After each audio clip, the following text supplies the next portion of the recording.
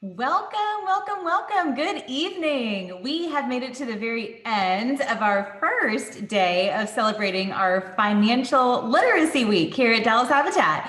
If you are with us tonight and tonight is your first session joining this event, welcome. We're so excited to have you here. April is Financial Literacy Month, and at Dallas Habitat, we love that. We want to honor that and celebrate that by talking about all of the various aspects of financial wellness and financial health. And today's theme, Monday's theme, is all about building our strong financial foundation, sort of step one when it comes to financial wholeness. And if you've missed our earlier sessions today, we had some amazing guest speakers earlier. We had a great session this morning about debunking myths about women and money. We had an awesome live session at noon today with our friends over at Harmony CDC, talking about how you can maximize your money and build financial resilience. And of course, we are so excited to be here this evening for our next session, which is all about budgeting basics. Really designed to equip you to give, the skills and the tools that we need to succeed when it comes to budgeting, because budgeting can be one of those yucky words that we just do not want to think about. We put out of our minds until we have a financial goal that we're looking to realize. And so that's why we're here tonight. I could not be more excited to introduce to you all our amazing partners over at BBVA. Specifically tonight, we have Audrina White, who is joining us, who's going to be teaching us this session tonight on the importance of establishing a healthy budget. Welcome, Audrina. Hey, Blaine, how are you doing? Fantastic. How are you doing? I am wonderful. Thank you for having me tonight. I'm very, very grateful that I'm able to teach budgeting. That's one of my favorite topics that I like to speak about. And I think it's very, very important, especially with the times that we're going through right now. So I'm ready whenever you are. Awesome. I'm going to pull up our presentation. So give me just a minute. I'm going to turn my video off, Audrina, so when that comes up on your screen, you're good to go. No problem. And if anybody have any questions during the course, please make sure you utilize the chat box so we can make sure that we get those questions answered. Yes.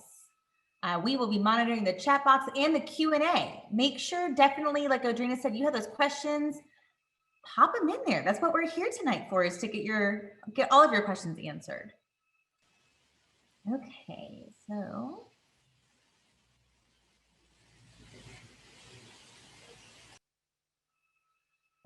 Awesome, that is right. Alrighty, Blaine, we're gonna go ahead and get started. So again, everybody, thank you guys for joining the call and joining this budgeting workshop. My name is Audrina White, and I am with BBVA, formerly known as Compass Bank. So we're going to go ahead and get started. In this workshop, you will explore the importance of creating and maintaining a budget, examine the differences between wants and needs, and then set goals for spending, savings, and debt repayment. All righty, so budget overview. So I'm sure everybody on the call know what a budget is. Those that don't, I am going to actually go over these 3 bullet points. So a budget, number one, it can be an estimate of income and expenses for a set period of time, a roadmap, or a financial plan. Why use a budget? So I believe, just personally, budgeting is so important because it allows us to take control over our finances. It can help you understand your spending habits, create a savings plan, also pay off debt. And then when can you use a budget? So budgets can be used regularly to help you maintain good financial practices, or they can be used to help you achieve a specific goal. Usually, when you're budgeting, there's always a goal, an ending goal. Number one is to make sure that all of your expenses are paid. If you do have, debt that you want to pay off, that's a goal, right? But in order for that goal to be achieved, you're going to have to make sure that you have your finances in order. If you don't have your finances in order, then what typically will happen is your finances will be in control of you. Okay, so we're going to go ahead and go to the next slide, Blaine.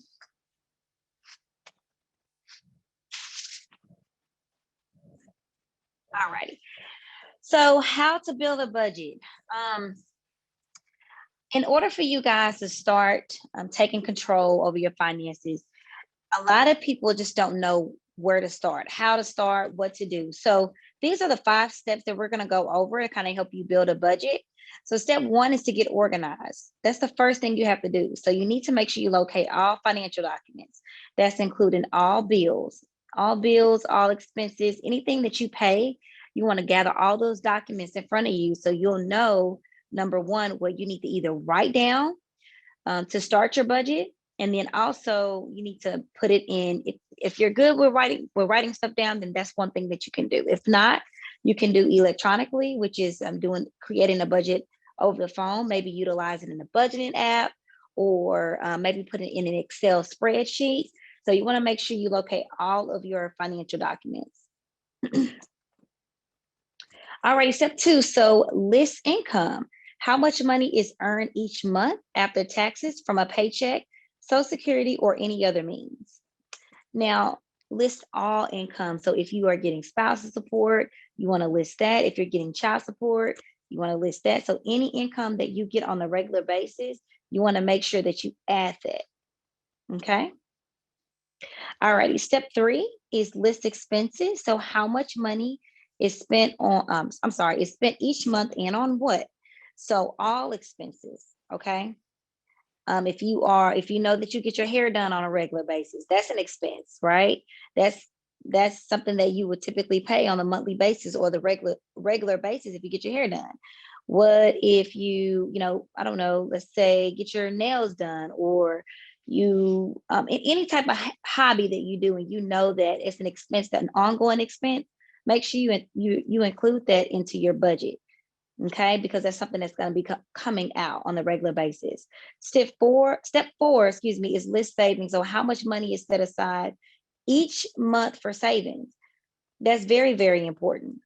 Okay. The reason why it's important is when you're working, you don't want to just work to pay bills, right? You want to work and make sure that you put money aside to save. All righty. And then step 5 is list debt. So how much money is owed to the creditors? List all of your debt. Okay, so if it's it could be your car note, it can be your mortgage. That's considered a bill. If you have a huge credit card, or you have a loan that you have to pay, all of that is debt, right? So you want to make sure that you add that into your budget. So I'm just going to go over this one more time. Is number 1, get organized. Number 2, list income. 3, list expenses. Step 4, list savings. And step 5 is list debt. One thing I want to add, there's an app that I use, and it's called Mint. One thing I like about that app is you're able to see all of your accounts. So if you have multiple accounts at different financial institutions, you're able to see your accounts. It calculates how much money that is coming in and how much is coming out. So if you have an expense that you just made, let's say you went to, you went out to eat and you spent $100 when you went to this nice restaurant. You're going to be able to see it on Mint through that app, and you're able to see how much money you'll have left with all of your accounts. So that's just one tip that I wanted to add to that. Do we have any questions, Blaine, just before we go to the next slide? Because I want to make sure if there's any questions, I can go ahead and answer them. Thanks, Audrina. We actually do have one question that came in from Brianna Johnson, and I'm happy to help speak to this question too, if helpful. Brianna's question is, what is a good starting point for saving for a home if you're a first-time home buyer? That's a great question. Honestly, and this is gonna be a general speaking advice that I want to give. Everything is based off of your income. So I don't want to say, 20% of your income needs to go towards your savings account. Well, at the time, you may not be able to afford that. So this is my theory. If you start just at the basic point, when you're starting a budget, start being disciplined with saving first, right? That can be an emergency fund. That can be just say getting in the habit of saving. Whatever that goal is, if you can afford 10%, put 10% aside every time you get paid and let that add up. And then unless now Blaine, you can add to that, but I always like to start, at the basic part of savings rather than just saying, oh, you need to save 20% or 30%, of your income. Does that No, make sense? Audrina, I'm totally with you on that. We would say at Habitat, to Audrina's point, there's no magic number that's going to work for everyone, right? It depends on Right. purchase power, like we were talking about with income. It also depends on the type of home that you're looking to purchase. We would say at Habitat, sort of a baseline, no matter what, a baseline, you should be expecting, even if you're thinking about utilizing down payment assistance programs, which can assist with some of those upfront costs of home ownership, you're still going to have to come out of pocket for some percentage of closing costs. And so we would say, really making sure that you are prepared and have set aside at least $3,000 to $4,000.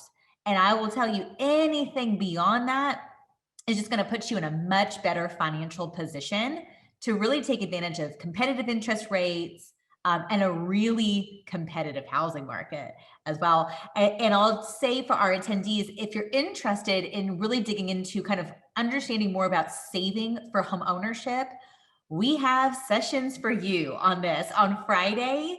Friday is our home ownership theme of this week. And so on Friday, we've got two awesome sessions, one of which is going to specifically talk about saving for a home at 10 a.m. And then we've got another one at noon that'll walk us through kind of that home buying process. So we'll get into the nitty gritty then. But yeah, feel free to continue to send your questions in. We'd love to field those for you. Audrina, that's the only one we've gotten so far. Awesome. Awesome. Well, thank you for asking that question. It's Brianna, right, Blaine? Yes, ma'am. Brianna. All righty. Thank you, Brianna Johnson. And I hope that we were able to answer your question. All right, we're going to go ahead and move along, Blaine. All right, Blaine, this is the part that I would love for you to read. So in this scenario, you guys, we're going to talk about Marta's story. She is a young woman who's single, and her goal is to get her finances in order. Excuse me. So we're going to go over this scenario, and this is going to be something that we're going to utilize in order to teach you how to do a basic budget. Are you ready, Blaine? I'm ready. All right. So this is Marta's story. Marta is a 40-year-old woman who works two jobs, one at a grocery store and another as a hostess at a restaurant. Marta often feels overwhelmed by her large debt. She has also paid bills late in the past. One reason is that her personal finances are not very organized. So let's see how the 5-step plan can help her better understand her options, her behaviors, and solutions. Thank you, Blaine. So remember, you guys, she's 40. She has two jobs. She's overwhelmed because she has large debt, and she has paid her bills late in the past because she's not organized. So the 5-step plan that we just went over, we're going to help Marta build a budget. Okay. We're going to, number one, not only help her build a budget, but see what her issues are as far as her debt, and then how we can come up with a solution in order to assist her. So go ahead, Blaine. We're going to go to the next slide. Okay, so remember the first thing I told you guys was to get all of your documents, right? So I'm going to go over this list, and I'm going to tell you the things that she's going to need. So number one, she's going to need receipts. She's going to need her bills. She's going to need her loan statements,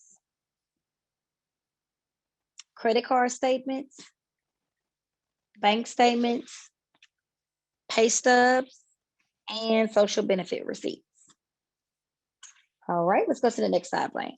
So in this next slide, so now we're at the point where Marta has gathered all of her documents, and now we're able to see what's coming in versus what's coming out. So Marta, right now, she spends $2,000 a month. I'm sorry, her income is $2,000 a month. Her income is $2,000 a month. On the needs column down to the bottom left, she pays $600 in rent, $200 in groceries, $100 in utilities. Car payment is $200, and then her car insurance is $120. Right now, based off of her income versus her needs, she's spending more than half of her income just on her necessities. Her wants, she loves coffee, so she's spending $20 a month. Restaurants, $50, entertainment, $40, and then clothing, $100. So in the wants column, she's spending $210. Now, remember on her needs, she's already spending more than 50% of her income just off of her needs. So when we go to her wants, she's going to barely have some money left. The next column is debt. So she pays $200 a month in credit cards, $100 in loans. So right now she's spending $300 total with her debt. And then her savings, she's only putting aside $100. After all of this that she's dishing out, she's only going to have $170 left. That's it. Now, remember, on her needs, she has a car payment, and then she has insurance. There's one thing that's missing on this budgeting chart. What is that? What do you think is missing? Tell us in the chat, y'all. Drop us a note in the chat. What do you think is missing? In the chat. She has a car payment, and she has insurance. So just alone right there, I'm going to answer for you guys. She's missing her gas. How she's going to get around without any gas, right? So we haven't even added her gas that she's going to be paying every month towards her expenses. So she's only going to have $170 left. I'm going to say she has 2 jobs. I'm going to say she spends $100 a month just on gas. That's roughly a little bit over $30 a week. So she's only going to have $70 left each month. Do you think by her having only $70 left per month, do you think she's going to be able to achieve her goal with not being overwhelmed with large debt? She has a lot of large debt, right? And she wants to get organized. She wants to get her finances in order, and she only have $70 left. That's it. So if she continues this pattern, she's never going to get to her goal, right? And it's hard. There's a lot of people, who have been in this position, and it can be difficult. But there's ways for you to get out of it, right? We're going to talk about that in the next few slides here. But one thing that I, just based off of looking at her budget, where do you think that she can cut back on in order for her to start saving more money? We're going to start on her wants. Do you think she needs to spend $20 a month on coffee, or she can make it at home? What do you think, Blaine? Oh, definitely at home. Yeah. So I agree. Someone just said in the chat, reduce her wants. I agree. So I would say she can definitely make coffee at home. Restaurant. I mean, she already works at a restaurant, and she works at a grocery store. So she really don't need to spend $50 a month at a restaurant. We can eliminate that cost. Entertainment is $40. Now, Marta, she do still need a life. Okay. So I would say we can stick to her entertainment. Clothing is $100 a month. She doesn't need to spend $100 a month on clothes if she working 2 jobs. I mean, what time does she really have, right? So I would say reduce clothing. I would definitely say that. I would say we can reduce that to maybe $50 or $40. She's gonna have to ball on the budget. Okay. Her goal is to save money. Okay. So in order for us to assist her, she's gonna have to cut back on some things. Now, her credit card, she's spending $200 a month on her credit card.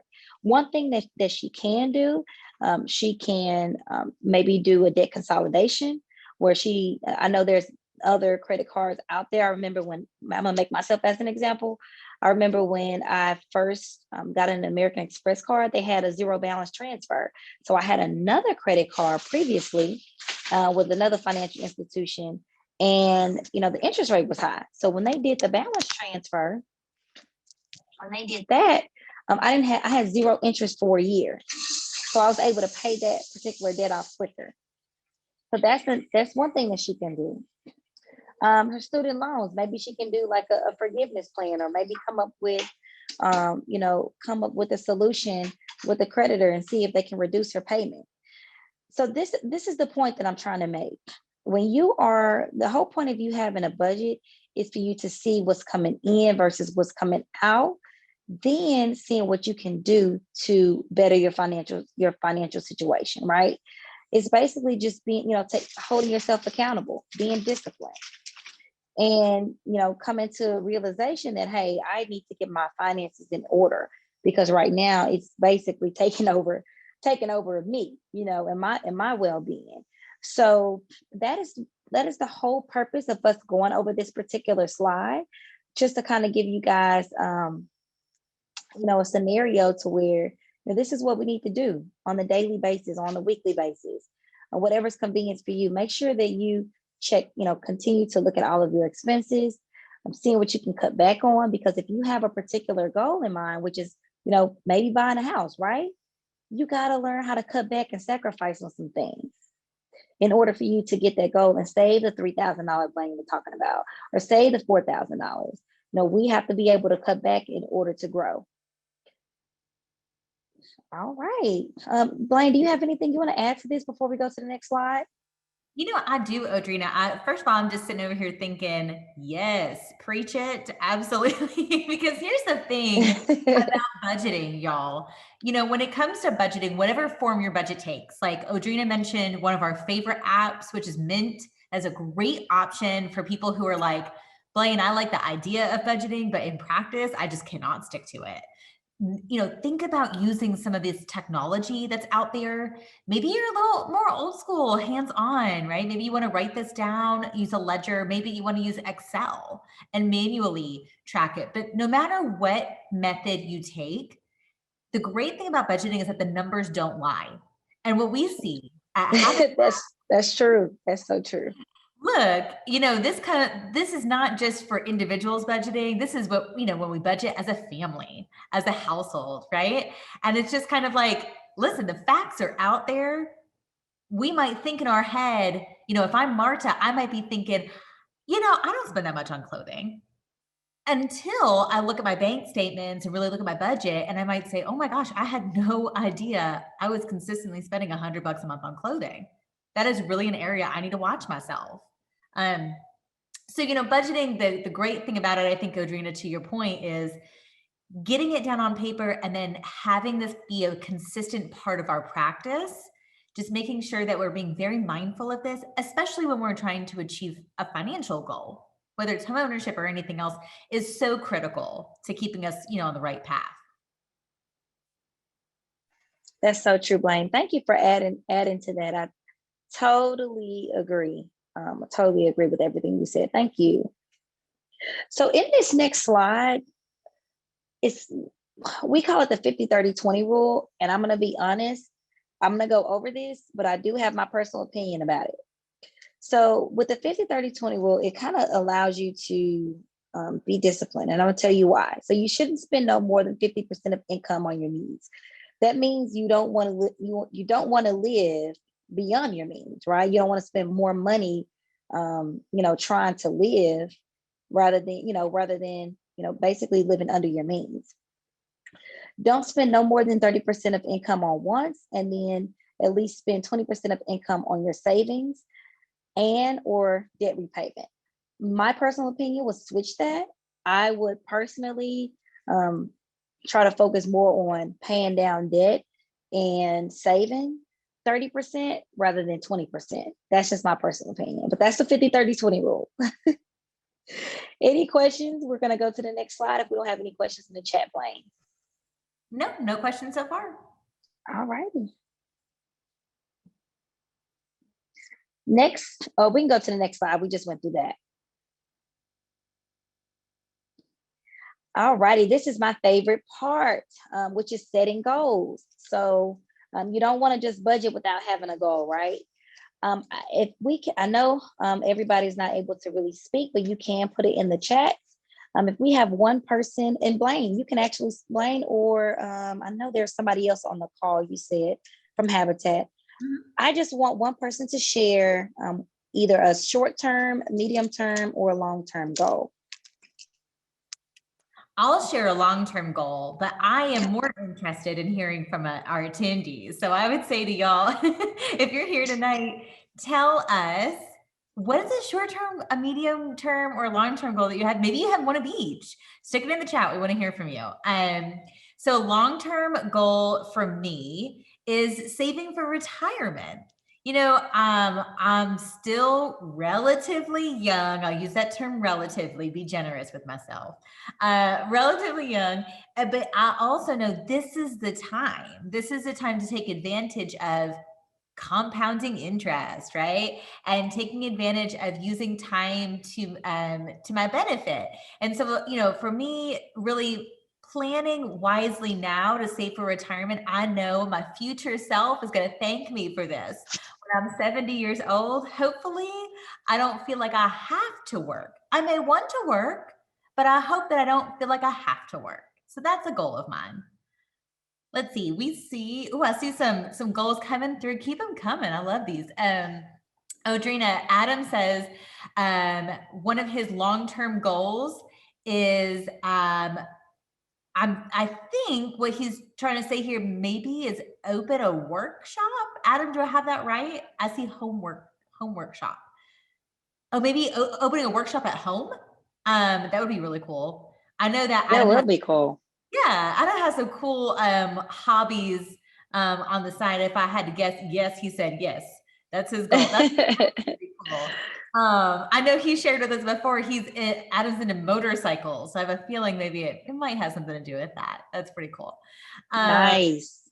Christara says medium term pay off her credit cards. Oh, that's awesome. Oof, I remember I had that goal. I was so happy when I paid off my credit card. Live that debt-free life. There's nothing like it. Yes.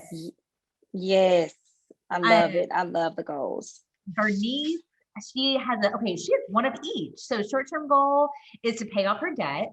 Medium, Okay. purchase a home. We love that. And her long-term goal is to pay off her car. Awesome. Bernice. Nice. And budgeting. I have some good goals tonight. Yeah. Oh, here we go. Audrina, here comes Tiffany. Tiffany says her long-term goal is saving for retirement. Love it. Love that. Opening her own childcare center. So self-employment. Your own thing. I love that. Oh, I love that. When you do, let me know so I can send my 2-year-old over. Right? Yeah, hook us up, Tiffany. Kimberly says definitely buying land is my long-term goal. Yes, Kimberly. One of the best investments you can make is certainly real estate, and that absolutely includes land. That's a great. Oh, I love that. Yeah. I love it. I love it. Thank you, Blaine. Thank you for reading those goals. Thank you. All righty, we're going to move along. I want to make sure I'm respectable of all of you guys' time. Alrighty, so strategies on paying off debt. So since we are on the subject of paying off debt, it's only 2 strategies that people typically use. One of them is the ladder method. I'm gonna do an overview.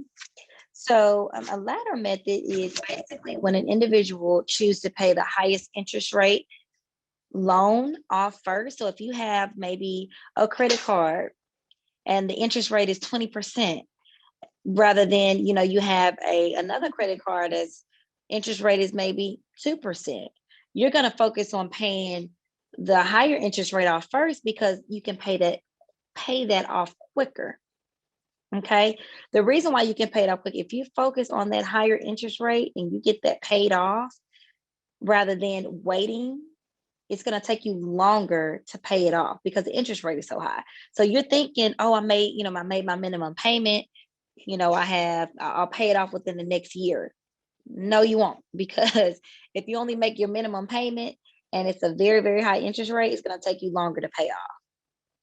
The snowball method, that's when you basically pay your smallest balance off first rather than your highest. So it's basically the opposite of the ladder method. There's no method that is better than the other because again, everybody's finances are different and everybody debt is different. So these are just two different strategies that people typically use. Any questions on the ladder method versus the snowball method? Oops, sorry, I muted myself. No question specific to that yet. All right, we're gonna move along, Blaine. Okay, so maintaining financial strength and health. So these are three different tips that I want to go over real quick. So you want to make sure that you have a daily, weekly, and monthly check-in with your finances. Also, meet with a bank representative. I know a lot of us have banks, but we don't utilize them enough.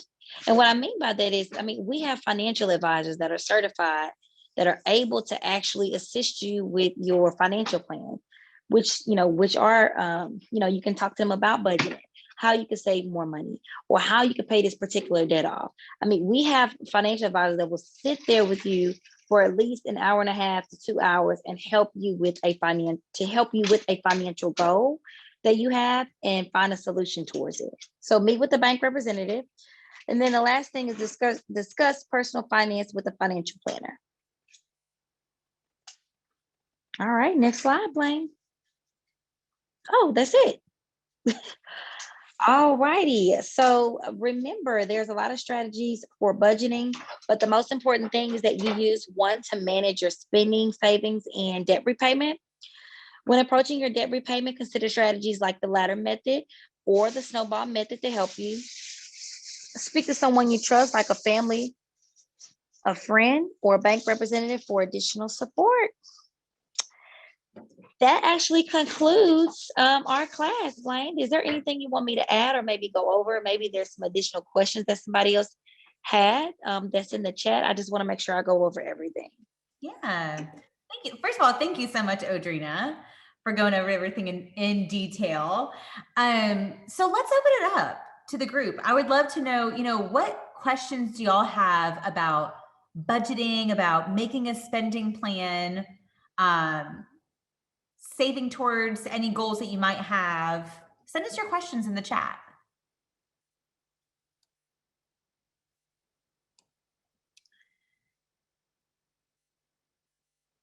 And Audrina, while we're waiting on those, to come in, I just want to say, again, as we conclude the presentation, how important it really is for us to be mindful and really thinking about budgeting, keeping that information top of mind, really, as we build that financial foundation. So, That's true. For everyone that's here tonight. Don't forget, what Audrina went over in terms of that 50-30-20 rule, right? 50-30-20, thinking about, can you reprioritize that 50-30-20? Oh, Glenn wants to know, can we go over that again? Yeah, absolutely. Audrina, do you mind going over that again? Do you want me to go back to that slide? Oh, I have it memorized. Okay. But you can go back to the slide so they can see it. All righty. So the 50-30-20 rule. So the 50%, so that means basically like you should not spend more than 50% of your income on your needs. So that means all of your necessities like your rent or mortgage, all of your bills, which is water, electric, everything that's going to add up, right? You don't want it to be more than 50% of your income because you don't want to live above your means. At that point, you won't have enough money left over, trying to maybe save or pay off debt because you're so busy trying to pay, all of your needs on spending more than 50% of your income just on your needs. You don't want to do that. So you want to make sure whatever your income is, you want to live under that. Okay, so if you make, a certain amount of money, if you make $5,000 a month, your rent shouldn't be no more than $1,000, $1,200 max. Okay, now the 30%, basically it says that you shouldn't spend no more than 30% of income on your wants, and then at least 20% of income on savings and or debt repayment. And what I said earlier was personally, I would flip that. And I would try not to spend no more than 30% of income. No more than 20% of income on your wants. And then focus more than, not spend no more than 20% of income on, on your needs. I'm sorry. My personal opinion was you shouldn't spend no more than 30. Did I say needs? Oh my Lord. You should not spend no more than 30% of income on your wants. I believe that we should swap that and spend no more than 20% of income on your wants rather than 30%. Okay, so this is a really valid question, Audrina, that came in just now from Ayana, who said, like, Okay. is impossible when most people's rent right now, like most of us are paying more than $1,000 in rent. So if we think about like what our income might be in relation to really high rent rates right now, how is it possible that we can keep our needs to 50% if housing is a need? This is what I would say. And that's a really, really, really good, valid question. Because I mean, rates are going up, right? But not all apartments are expensive. There are apartments that are out there that is $700 a month. It is $800, $800 a month. You may not, have as much space, as you probably would like, but it's all about, kind of minimizing or cutting back on some things in order for you to get your financial goal. And I'm gonna make myself as a prime example, Blaine. When I was in the process of building my house, you know, unfortunately, it's the truth, but I ended up moving with my parents. I did. I said, you know what? I'm gonna cut back on this rent because I'm spending, $1,700 on rent. That could be $1,700 that I can save every month. And so I moved in, for 6 months, and I was able to save a lot of money just from, that one expense. Now, everybody may not have the option to move with somebody. Maybe you can cut back down on other expenses, if your rent is high, or it's a little bit over your budget. There's another tool that I don't know if I'm able to say this, but I want to just go ahead and get it out. There's apartments who have income-based rent, right? So if you only make maybe $3,000 a month, if they basically base your rent off of your income. So there's apartments out there that's that can do that as well. Did I answer your question? Oh, I'm sorry, I forgot they're not able to. Well, we'll see. Yeah, Ayana can shoot us a yes or no in the chat, and I'll add to that too. Mhm. Another thing that we would say, Ayana, because I see your follow-up comment in there about, I'm basically, Ayana was saying, like, I'm not like in a super fancy apartment, but I'm still paying $1,500 a month in rent. And the unfortunate part, we're very passionate about this at Dallas Habitat because in our advocacy work, we talk about why it's so critical that there is a abundance of affordable housing. And that's not just home ownership opportunities, that includes rental opportunities. Mhm. Exactly to your point, Ayana, right? Of like, how can I possibly save for homeownership if I'm just, bleeding money paying rent every month? And so that's, a real challenge that we take to heart at Habitat. And we also are here to say, sometimes people are thinking, I'm not ready for homeownership, and to get there is going to be a really heavy financial lift for me. And we're here to tell you at Dallas Habitat, so many of our Habitat home buyers are spending way less money on a Habitat home when they purchase with us than they are in rent. And that's unbelievable, thinking about, the fact that your mortgage payment will include property taxes and homeowners insurance in addition to what you're paying towards your loan, right? But this just goes to show, affordable housing is a true need in our community. And you might be surprised. You might be closer to homeownership than you think. And if you're willing to, explore that option and take that step, you might find that you can save yourself money in the short term and the long run as well. We have another question that came in, Audrina, from, Okay. and I'm going to stop my screen share. Okay. And just turn my video on, so we can have faces with names a little bit. So we have another question that came in from Nessa here, who says, if I don't use the 30% all towards my wants, do I add it to the savings? Oh, absolutely. Absolutely. Yeah. That's exactly what you want to do. Yes. Yeah. That's the smartest thing that you can possibly do. Because I will say, one thing that normally happens is we have, what we call mad money in our budget. We have mad money, which means that money is not assigned. It's not assigned to a need. It's not, assigned to a debt repayment. It's not assigned to our savings goal. And so it just floats out there. And what usually happens with mad money, those are usually the days when we're like, I'll just swing by and pick up something for lunch. I don't feel like bringing my lunch to work. Or I'll just pick up something on the way home for dinner. Or I'll just stop by, Starbucks and grab a cup of coffee instead of making my own. And that's when we tend to kind of spiral with our expenses and our spending. And so one thing we talked about in an earlier session that we did today on budgeting is the importance of ensuring that every dollar in our spending plan has its job. Every dollar has its job. And so, if you're bringing $3,000 a month in, then every one of those $3,000 that you're bringing in has a job. And once you sit down and you have this spending plan, like Audrina just walked us through, and you're understanding not just how much should I be spending, but actually how much am I spending on a monthly or bi-weekly or weekly basis. Then we can back into it, right? Then we can back into it and say, I should only be spending, 30% on my wants, but based on my budget, I'm only spending 20% on my wants, which means technically I have an extra 10%. How should I reallocate that? And there's no better way. There's no better way to invest in yourself than to put that money into saving. I love that, Blaine. You said it. I don't even have to say anything else. You gave us the tools that we need, Audrina. That's the important part.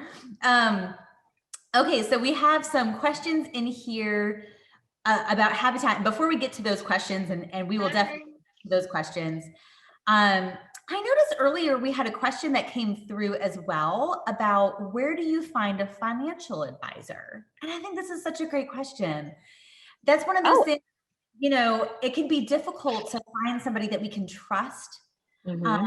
And really we feel like understands our unique needs. Audrina, what's your advice on finding a financial advisor? Oh, absolutely. When I first started, the bank that I was with at the time, I actually set up an appointment with a financial advisor. Every bank have a financial advisor. Every bank, they should. If they don't, it will be very concerning for me. But every bank should have a financial advisor. If you bank, I know here, I can only speak for BBVA because that's who I work for, but I know at BBVA, we have free financial advisors for all of our clients. It doesn't matter how much money they make. They don't have to have a particular account, none of that. So as long as you are, a BBVA client or customer, you're able to have an appointment, 2 hours dedicated strictly for you in order for you to meet with a financial advisor, and it's no charge. That's amazing. And I will say, in today's world, I feel like this is an undervalued part of banking, right? Because like we do so much on our smartphone these days, right? Like we really don't, a lot of times we don't feel like we have a need to walk into a branch or to pick up the phone and call a banker or a loan officer because we can do it all online. But I think, Audrina, to your point, like there is still a really important part about this relational aspect of banking. At the end of the day, y'all, like bankers, this is what they do, right? This is what they do all day, every day. And so to know that, whoever you're banking with, inquire with your bank, about whether or not they might be able to offer you free financial advice like BBVA does, where they can really help kind of get you in that right direction. That's awesome. And, as it relates to home ownership, because of course we get this question a lot, of course, at Dallas Habitat, we offer, financial coaching, I will say kind of with a caveat, which is in the context of home ownership. Our goal is to help you get your finances in order, not only in general, but also very specifically to move you closer to your goal of home ownership. And so we offer that through our homeownership counseling program. And we would really suggest anyone that's interested in, determining if homeownership is right for you, think about if Habitat might be able to assist you with that. So we had two questions related specifically to Dallas Habitat and homeownership. So we'll talk about those quickly. And then I would say also any other general questions that y'all have, send those in. We've still got a few minutes left technically. So we're happy to get all your questions answered tonight. So Vernice, I see your question, and no problem. She was like, this isn't specific to budgeting, but I do have this question for Habitat, and we're happy to answer it. And the question is, if I come through Dallas Habitat's counseling program and I choose not to buy a Habitat house, perhaps because like I make too much money or for whatever reason, that's not the right path for me, will I need more than $3,000 to $4,000 for a down payment and other fees? So Vernice, awesome question. This is something that we talk very extensively about in homeownership counseling. For anyone who doesn't already know this, just for a point of clarity, at Dallas Habitat in our counseling program, we serve a wide variety of first-time buyers. You do not have to buy a Dallas Habitat home if you come through our counseling program. Our counselors can also help you buy a house on the open market.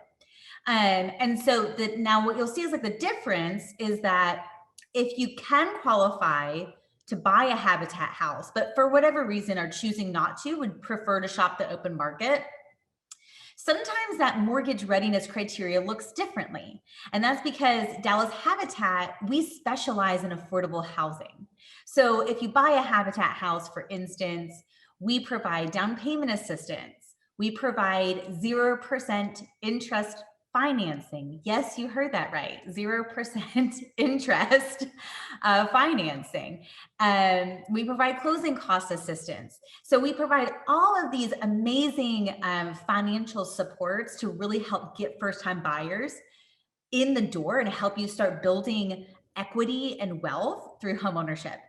But that's not always going to be the case if you buy in the open market. So sometimes with our mortgage ready buyers, we take this assessment with our counselors to say, you might be ready today if you're choosing to buy a Habitat house, in terms of how much money you have saved, what your financial profile looks like, etc. But if you're opting to shop the open market, you might be almost ready, but we might have to boost that savings, for instance, or we might have to get your credit score up higher, or we might have to make a little bit more income so that we're really competitive in this super tight housing market. And so all of these factors are assessed when you work with a homeownership counselor, so we can help advise you and prepare you for that step. Vernice, I would say, to answer your question in a nutshell, not necessarily. It isn't necessarily true that you're going to need significantly more than that to buy on the open market. But again, having more money towards upfront costs is directly correlated with the purchase price of your inventory, right? So whereas Dallas Habitat builds homes under $200,000, it's very difficult, very challenging in today's housing market here in Dallas to find affordable inventory under $200,000. So you might have to increase your price range. And if you increase your price range, guess what? Now we're also increasing the amount of money that we have to have saved for upfront costs. So that's kind of how that works. I would definitely suggest, again, anyone with specific questions about homeownership, join us on Friday. We're going to get into the nitty-gritty details in our sessions about that and how it works. But hopefully, Bernice, that helps answer your question. And just one other quick question that another attendee had earlier, asking about how long you have to live in Dallas before you can apply for Habitat for Humanity. And the answer is our program does not have a requirement in place about how long you have to live in Dallas. You don't have to live in Dallas to apply for our counseling program. So we are happy to assist you if you're interested. Okay, I think we answered all of our questions. If you have any last burning questions, send them in. And then if not, first of all, Adrienne, I just want to thank you once again for being here tonight and for sharing all of the amazing advice that you went through. So awesome. And thank you so much, Blaine, for having me. I love teaching budget. the budgeting course. So in the future, Blaine, please utilize me because that's what I love to do. Well, we love to have you, Audrina. Like I said, anytime we're talking about budgeting, we know exactly who to call. And I want to thank all of our attendees tonight for making the time to join us. And I want to remind you that tonight's session is part of a week-long virtual event that Dallas Habitat is hosting this week, our Financial Literacy Week celebration. Tomorrow, we have 3 awesome sessions, and our theme is family and youth financial education. So for all you parents out there, this day is for you. I can't tell you how many questions we get at Habitat about, Blaine, this information is awesome, but I needed it 20 years ago, right? Like I needed it when I was young, before I made the financial mistakes that I made.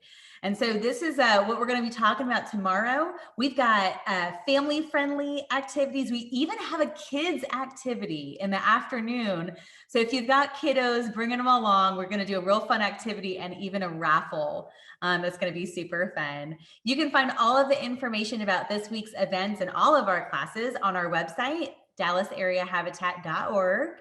We hope to see you guys back here soon. And thank you again for being here. Take care.